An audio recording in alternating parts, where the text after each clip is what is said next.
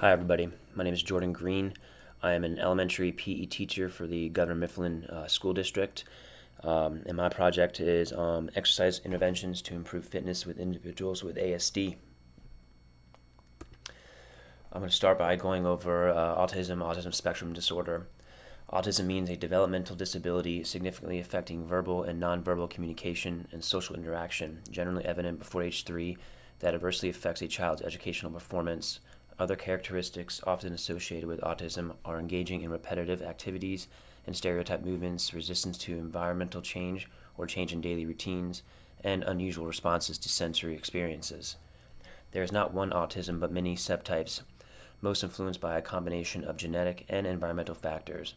Because autism is a spectrum disorder, each person with autism has a distinct set of strengths and challenges. The ways in which people with autism learn, think, and problem solve can range from highly skilled to severely challenged. Some people with ASD may require significant support in their daily lives, while others may need less support and in some cases live entirely independently. A child who shows the characteristics of autism after age 3 could be diagnosed as having autism if their criteria above are satisfied. Some of the social behavior symptoms. This includes unusual or inappropriate body language, gestures, and facial expressions, avoiding eye contact or using facial expressions that don't match what he or she is saying, lack of interest in other people or in sharing interests or achievements, showing you a drawing pointing to a bird, unlikely to approach others or to pursue social interaction, comes across as aloof and detached, prefers to be alone, difficulty understanding other people's feelings, reactions, and nonverbal cues, resistance to being touched, difficulty or failure to make friends with children the same age. Some of the speech and language symptoms. There's a delay in learning how to speak after the age of 2 or doesn't talk at all, speaking in an abnormal tone of voice or with an odd rhythm or pitch, repeating words or phrases over and over without communicative intent, trouble starting a conversation or keeping it going, difficulty communicating needs or desires, doesn't understand simple statements or questions, taking what is said too literally, missing humor, irony, and sarcasm. Behavior and play symptoms. Repetitive body movements, that's hand flapping, rocking, spinning, moving constantly. Obsessive attachment to unusual objects, rubber bands, keys, light switches. Preoccupation with a narrow topic of interest, sometimes involving numbers or symbols, maps, license plates, sports statistics. A strong need for sameness, order, and routines. Lines up toys, follows a rigid schedule, gets upset by change in their routine or environment. Some clumsiness, abnormal posture, or odd ways of moving. Fascinated by spinning objects, moving pieces or parts of toys, spinning the wheels on a race car instead of playing with the whole car.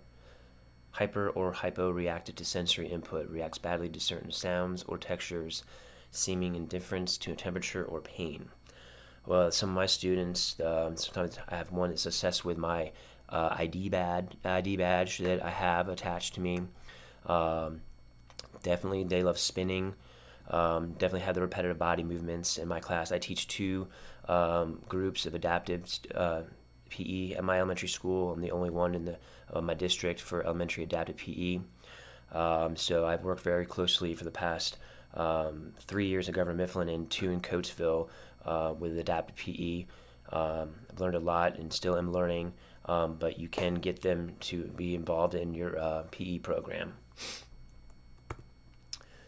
Exercise and autism spectrum disorder. Obesity is very prevalent and high among children with ASD. Sometimes lack of resources or lack of motivation to get them physically active. This happens. Children with ASD can have poor muscular strength and endurance in their peers. That's due to them being more lethargic. Sometimes it's hard to get them off some technology, maybe at home. We try our best to keep them engaged in their PE classes as much as possible and to promote as much physical activity as we can. Fitness levels can be very low for children with ASD, and our goal is to get their fitness levels up and do the best we can to get them active. Exercise improves overall health for children with ASD. Exercise and physical activity can improve social skills and their communication. An exercise program can greatly improve motor skills such as running and kicking, their fitness levels, and skill-related activities like balancing and coordination. Strategies to promote physical activity.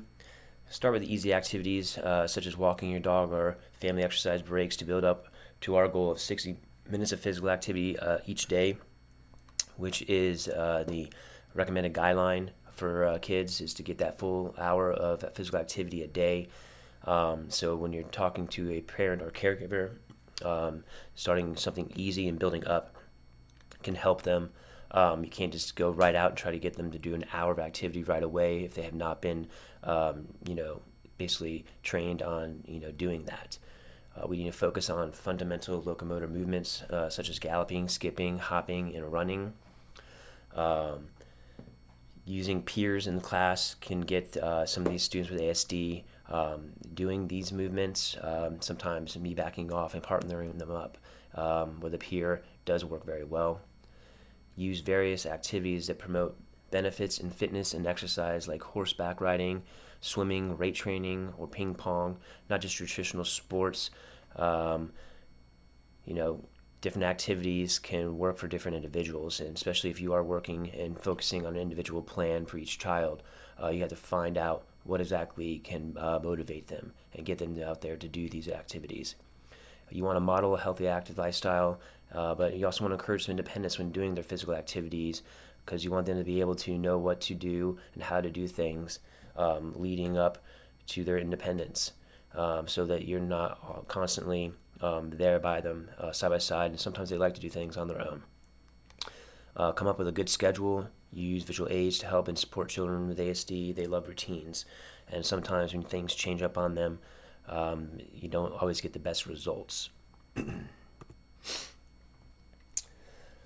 Here is a chart with exercise recommendations for individuals with ASD. The first one, structure of the environment. Predictability and familiarity are important. Follow a familiar exercise schedule. We just talked about, make sure you have a routine. Conduct sessions in the same physical space. Exercise must be done in a thermoneutral environment because children have immature thermoregulatory systems. Use visual cues to indicate the child's spot and distinguish space used. Consider the needs of the child when setting up the environment. Remember, everybody's individual, and if you're following their IEP, you got to follow the guidelines. For example, avoid distractions, bright lights, and loud sounds for children with hypersensitivity.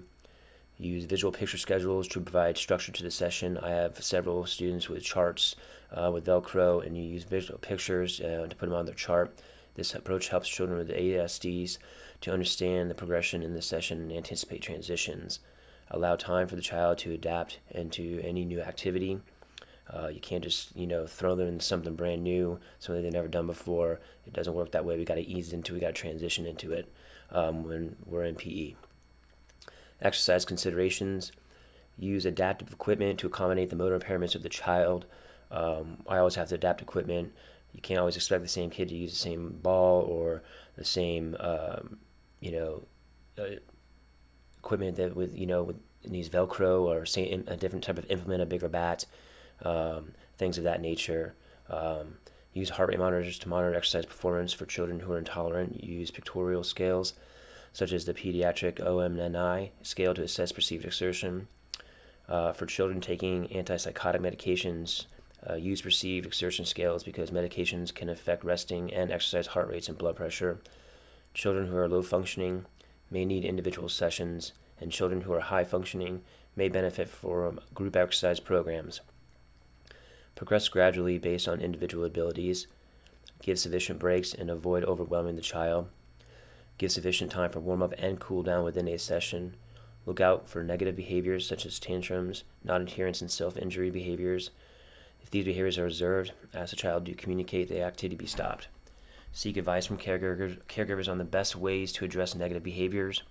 You want to encourage parents to incorporate physical activity in the daily repertoire of the child at home by involving the child in daily chores and activities. Provide different enjoyable activity choices that will help the child succeed. Instructions, feedback, and reinforcement. Avoid long verbal instructions. Be brief and precise in your instructions. Whenever possible, combine verbal and visual instructions.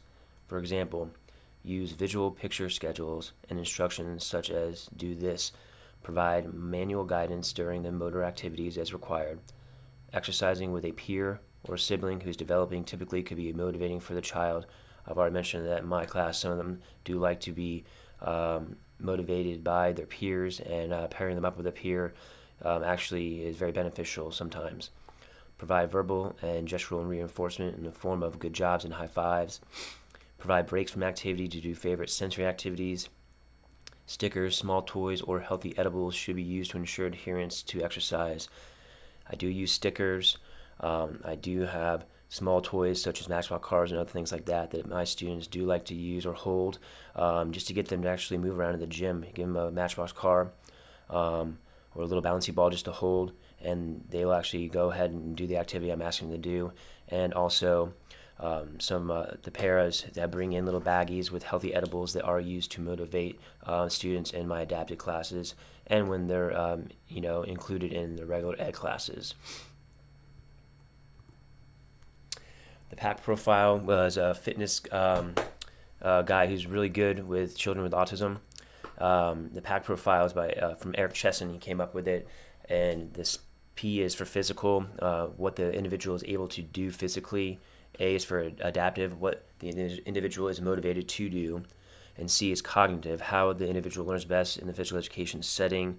Using all three of these skills when developing your fitness program will help help you set your goals and develop your fitness program. There are 5 movement categories. By categorizing movement categories, parents, educators, therapists, and other professionals can develop balanced programs that are appropriate for any individual or group. Instead of focusing on a particular sport or individual muscle group like your arms, legs, or shoulders, movement-based exercise teaches the body to function as a cohesive, optimized unit. For example, upper body pulling motions from pull-ups to monkey bars to resistant band pulls incorporate the upper back muscles, shoulder, arms, and hands. In addition to developing strength and stability, these exercises can aid with their posture. It is important to consider the participant's current level of ability and tolerance for new activities or tasks. Once again, you can't just throw them into something new. You have to assess. In the beginning of the year, I always assess the students on where they're coming into the beginning of the school year, so that way I can gauge and gear my program to benefit each individual child. Using animal-based movement patterns for mobility and movement assessment has shown great success in the adaptive physical education setting. And I do have them, bear walking, crab walking, frog hopping, bunny hopping, all kinds of animal movements, acting out different animals, and it does get them up and moving, and it has been very motivating for the students as well. To break down the movement categories, there's pushing, pulling, squatting/bending, rotation, and locomotion. For pushing, using medicine balls, I can get the kids to push it up over their head. I can get them to push it out and throw to me or a partner. And they also like to slam the medicine balls down. Medicine ball slams are something fun that they like to do. For pulling, modified pull-ups, they love going out to the monkey bars and helping them out on that. And the use of resistant bands are very useful for pulling. You can attach the resistant band to some structure in your gym, and they can pull at it, gauge on their strength and how you want to change up the resistant band. Squatting and bending, have them bring out the yoga balls, and have them just try to squat down and sit on it if they can't fully do a squat on their own. Rotation, we got trunk twists, circular movements with objects. We do arm circles. Locomotion, like I said, the crab walking, bear hawking, frog hops, but also, you're getting into skipping, galloping, leaping, and other activities that involve the locomotor movements that are very helpful, getting the kids up and moving into the gym. So that's locomotion. So those are the 5 movement categories that help you base your fitness program on. Some fitness activities for individuals with ASD. Right here, these are some of the ones that have shown to improve in motivation and getting them up and physically active. Obviously, running and walking, yoga, cycling or a stationary bike, swimming, dancing, martial arts, trampoline, and weightlifting and exercise balls. Some of my students are enrolled in martial arts. We have a swimming pool at our intermediate school, and they do love swimming. Have a trampoline and a bouncy ball that they love to jump on. These are all just different ways I get them motivated that I do know that work, and gets them up and healthy and active, and preaching and wanting them and modeling a healthy, active lifestyle. An appropriate exercise program. You want to develop, maintain, and enhance movement skills.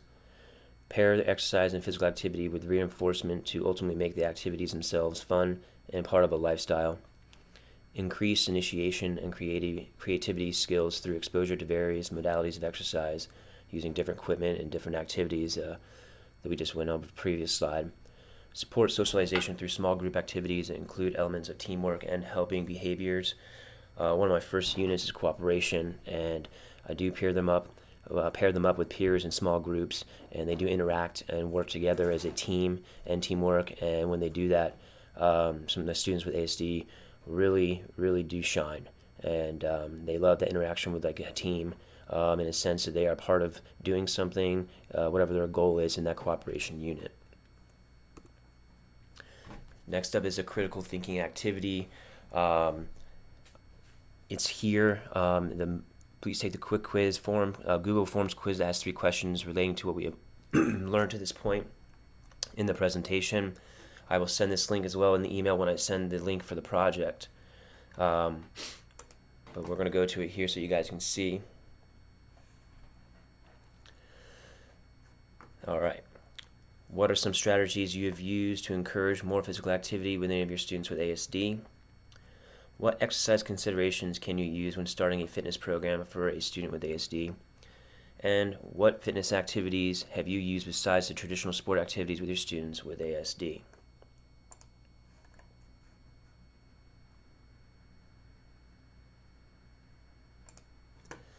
Okay. Teacher planning for success. Knowledge, being prepared, and communication with students will contribute considerably for optimal learning and physical education in your students' individualized fitness program. Teachers must identify unique needs for all of their students when developing an exercise program to improve fitness. Once again, I cannot do the same fitness type program for every individual in my adapted classes. I have got to adjust it, transform it into what benefits each individual child, especially with children with autism and ASD.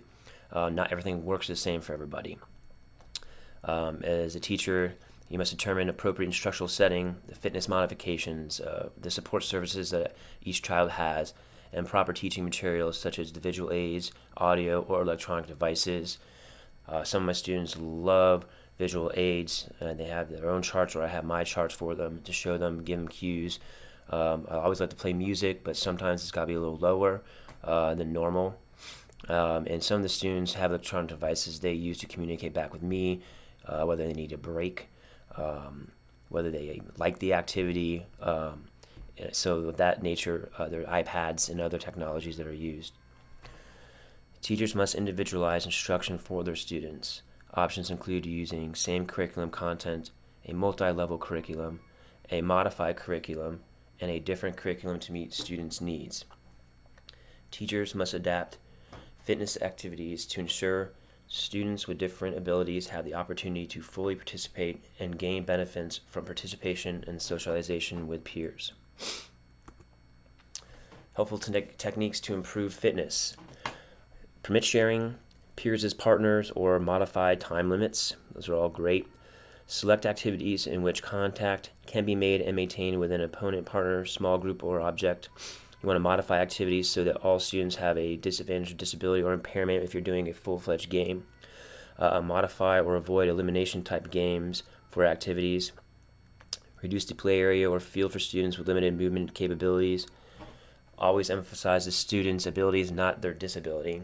Modify an activity by decreasing distance, having a head start, or changing equipment such as a lighter or larger bat or beeper ball. Also, a texturized ball works well, or bouncy balls.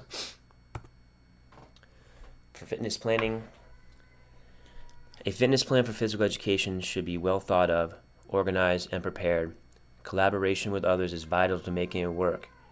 Have solid school policies and procedures. When planning, teachers need to consider the class size, my ratio of students with disabilities and without, type of disability, and what support personnel is available. Student environment, equipment, and school facilities play an important part. Prepare the regular education students to interact and work with all the students in class. The school is a community with a positive learning environment.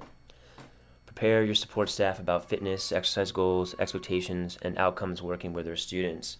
So this means going over your IEPs, the school policy and procedures, working with the paraeducators that are also working with the students with you when you're doing their fitness program and their exercise plan to make sure that everybody's on the same page and on the same level. Adaptive physical education. I'm going to go over adaptive physical education and what I use, what standards I use to work with my program. Adaptive physical education is physical education that has been adapted or modified so it is appropriate for the person with a disability as it is for a person without a disability. APE is a direct service because physical education mandated for children with disabilities under Individuals with Disabilities Act. APE should emphasize an active program of physical activity, safe participation, and progress towards the state's PE and health standards using a continuum of placements and supports.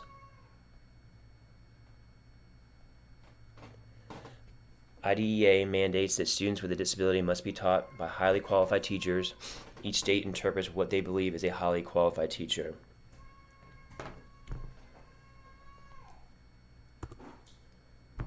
So I use the Adaptive Physical Education National Standards. There's 15 national standards that specialize in knowledge. Standard 1, Human Development. Standard 2 is Motor Behavior. Standard 3 is Exercise Science. This focus is on the standards and the principles that address the physiological and biomechanical applications encountered when working with diverse populations. That's very appropriate and important. We have Standard 4, Measurement and Evaluation. Standard 5 is History and Philosophy. Standard 6 is Unique Attributes of Learners. Standard 7, Curriculum Theory and Development. Standard 8, Assessment. Standard 9, Instructional Design and Planning. It's very important how I design and plan my programming, planning for the year, everybody's fitness plan, following their IPE and the standards I have for the state, as well as the national standards and the Adaptive Physical Education national standards. And then Standard 10 is Teaching. Standard 11, Consultation and Staff Development. This is with me working with my staff and all the paraeducators and aides we have working with our adapted students and just being able to work together and make sure the program is what it needs to be. Standard 12, Student and Program Evaluation. Standard 13, Continuing Education. Standard 14, Ethics. And Standard 15, Communication. And how this relates to the national standards for physical education. Standard 1 for the national standards demonstrates competency in motor skills and movement patterns needed to perform a variety of physical activities. That's very important, working with the students. Standard 2 demonstrates understanding of movement concepts, principles, strategies, and tactics as they apply to the learning and performance of physical activities. Standard 3 participates regularly in physical activity. Standard 4 achieves and maintains a health-enhancing level of physical fitness. Standard 5 exhibits responsible personal and social behavior that respects self and others in physical activity settings. Standard 6 values physical activity for health, enjoyment, challenges, self-expression, and/or social interaction.